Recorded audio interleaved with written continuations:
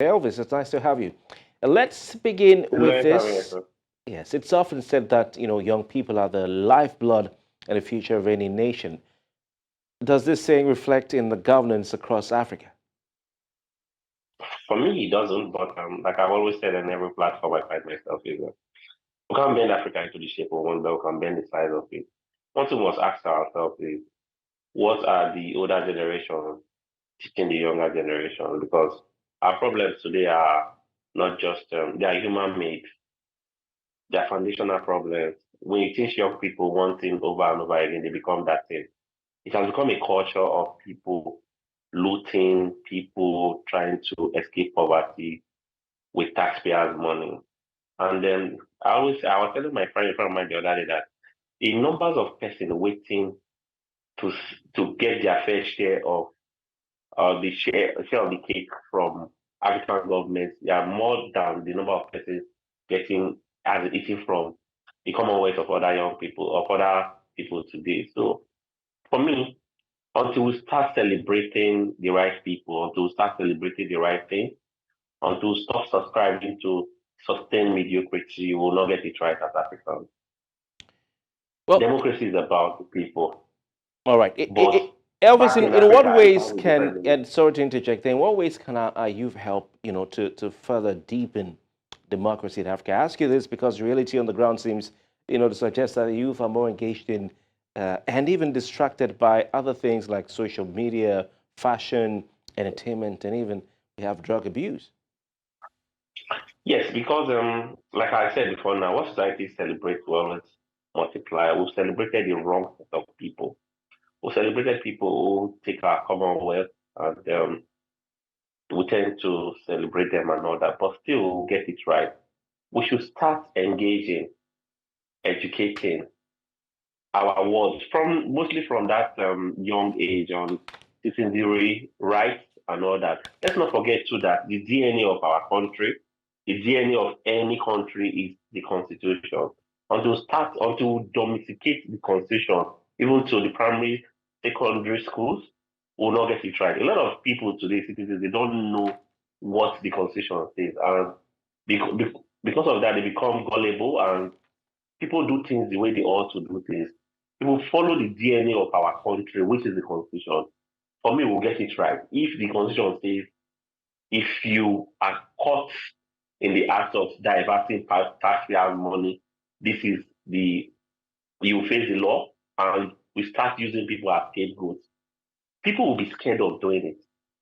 But today, there's so much. You find out that the 1% of citizens is with the commonwealth of our over 99% of citizens. And for me, it's not good. And that's why you see a lot of our potentials, our talents are being exported to the Western world.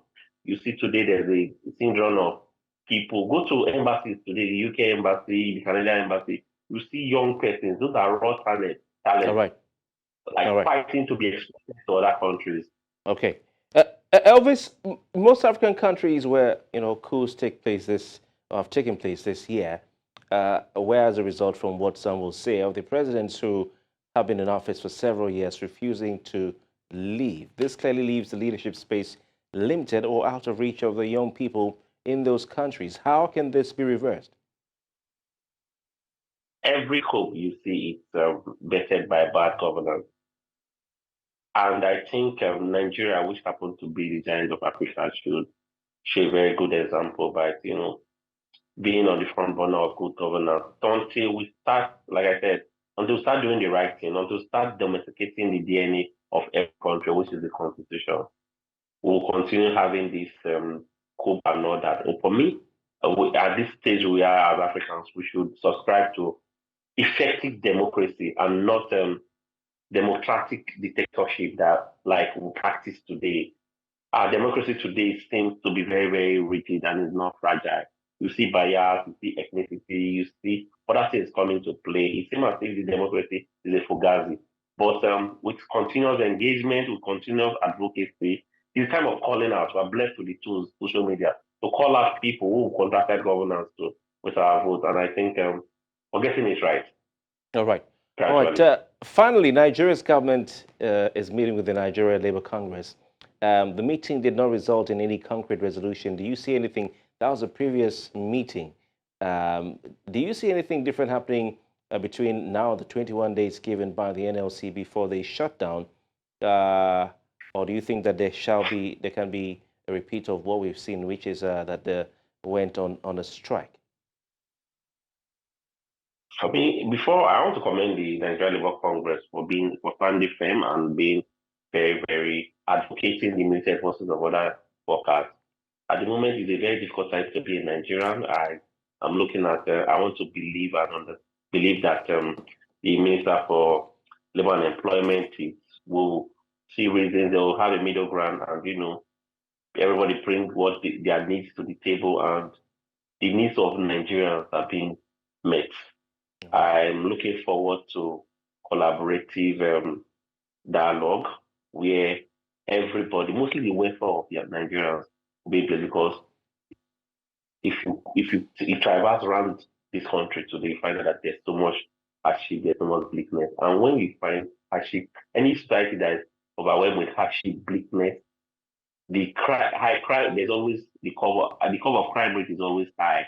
And for us to reduce that crime rate, by crime call, we need to provide sustainable, sustainable opportunities for mostly the workers.